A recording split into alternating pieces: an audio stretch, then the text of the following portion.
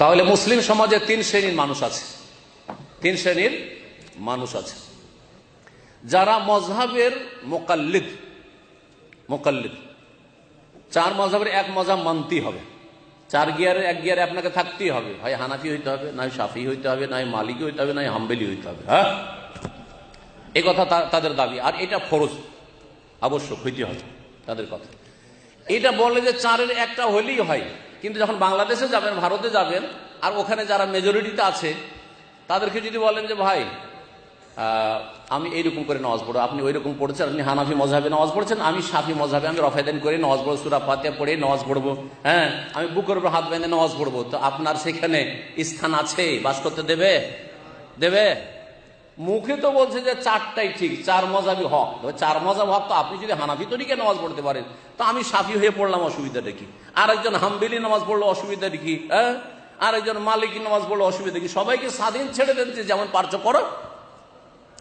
কিন্তু কাজের বেলা দেখা যাচ্ছে যে আমাদের ছাড়া তোমাদের কারো স্থান নেই। তাহলে মজহাব চারটা আসলে আমলে তো মানেন না। মজহাব যার গায়ে জোর আসে সেই মজহাব চলবে, অন্য মজহাব আর চলবে না, এটাই না অবস্থা। জি হ্যাঁ, শোনেন, একদল হচ্ছে মোকাল্লিদ, জি একেবারে চার মজহাবের একটা মানতে হবে। সালাফি ওলামারা কি বলে?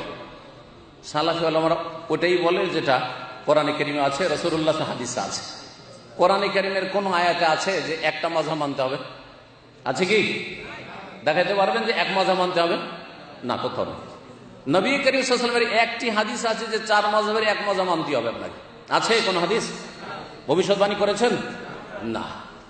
বরং আল্লামা শাহ ওলিউল্লাহ মুহাদ্দিস দেহলভী রাহিমাহুল্লাহ তার হুজ্জাতুল্লাহ আল বালিগা নামক প্রসিদ্ধ কিতাবে তিনি বলেছেন যে এলাম আন্নান নাসা কানু ক্বাবলাল মিয়াতির রাবিআতি গায়রু মুজতামিঈনা আলা তাকলিদিল খালিস লিমাযহাবিন ওয়াহিদিন বিআইনি।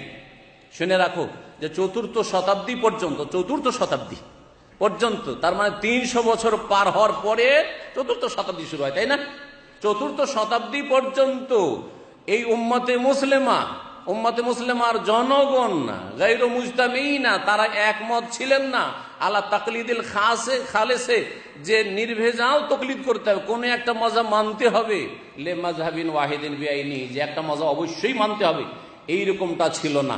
তাহলে 1400 বছরের যে এই ইসলাম নবী মুহাম্মদ রাসূলুল্লাহ সাল্লাল্লাহু আলাইহি ওয়াসাল্লাম ছেড়ে গেছেন 1400 বছর আগে, তার মধ্যে 300-350 বছর পর্যন্ত এই মজহাবের হদিস পর্যন্ত ছিল না, মজহাবের নাম ছিল না। ইমামরা এসেছিলেন, কিন্তু ইমামরা মজহাব দাঁড় করেও যাননি, আর মজহাবের দিকে দাওয়াতও দিয়ে যাননি। তারা ফতোয়া এসেছে, মাসলা এসেছে, জিজ্ঞাসা করেছেন, উত্তর দিয়েছেন।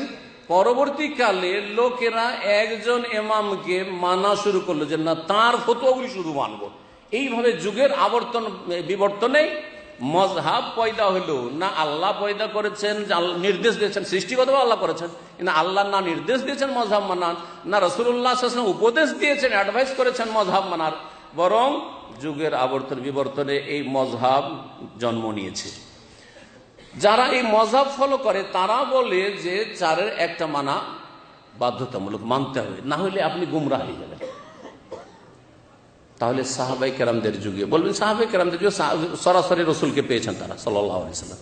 তাবেঈনরা তারা তো সরাসরি পাননি না, সেই যুগে বেশি এলেম চর্চা ছিল। হ্যাঁ, তাবেঈন, তারপরের যুগ, তখনকার জনগণ কি বেশি শিখার সুযোগ পেয়েছে না আজকে শিখার সুযোগ বেশি আছে? বলেন, এখন বেশি শিখার সুযোগ আছে না তখন বেশি সুযোগ ছিল? এখন বেশি সুযোগ আছে।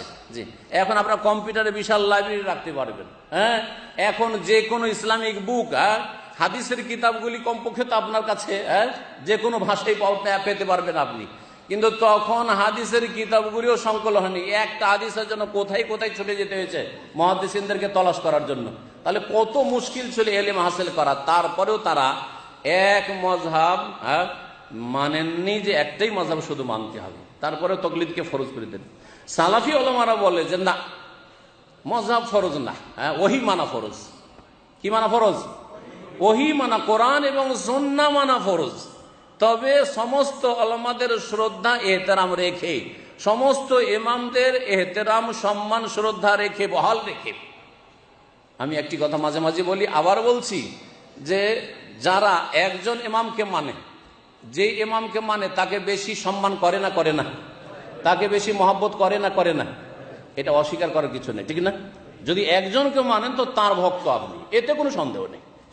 কিন্তু যারা রাসূলুল্লাহ সাল্লাল্লাহু আলাইহি সাল্লামকে মানে, তারপরে সাহাবাই কেরামদেরকে মানে, তাবেঈনদেরকে মানে, চার ইমামকে মানে, মুহাদ্দিসিন ইমাম বুখারী, মুসলিম, আবু দাউদ, নাসাই, তিরমিজি, ইবনে মাজাহ, ইমাম ইবনে তাইমিয়া, যত আইম্মায়ে কেরাম, ওলামায়ে ইসলাম আর খাদেম ইসলাম এসেছেন, সকলকে একই নজরে, শ্রদ্ধার নজরে দেখে। কে বেশি সম্মান করে? যারা এক মাযহাব মানলো তারা একজন ইমামকে বেশি সম্মান করে। পক্ষান্তরে যারা সবাইকে মনে করে এরা সকলেই দ্বীনের খাদেম ছিলেন, তারা সকলকে সমান নজরে দেখে না দেখে না, সমান নজরে মহব্বত করে না করে না, সমানভাবে মানার চেষ্টা করে না করে না।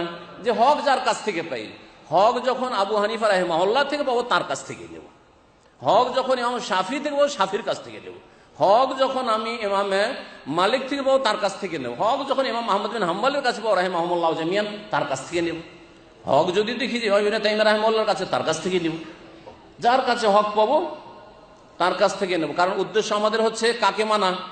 হ্যাঁ, কোরআন সুন্নাহকে মানা এবং রাসূলুল্লাহ সাল্লাল্লাহু আলাইহি ওয়াসাল্লামের অনুসারী হওয়া। উদ্দেশ্য হচ্ছে রাসূলুল্লাহ সাল্লাল্লাহু আলাইহি ওয়াসাল্লামের অনুসারী হওয়া।